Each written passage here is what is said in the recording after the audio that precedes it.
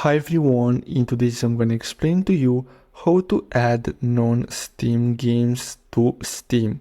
So basically what you're going to have to do is simply open Steam, and then what you're going to have to do is simply click on games. So you're going to see something similar to this. So you're going to have to click on games here at the top, and basically after you do that, what you're going to see basically this option here to add a non-Steam game to my library. So simply click on that, and basically you're gonna have to allow the access to your folders, and then you're gonna have to simply click on browse and search for that specific folder with the game in it. So it's gonna look something similar to this. So let me show you. So after you click on that, you're gonna see look something like this.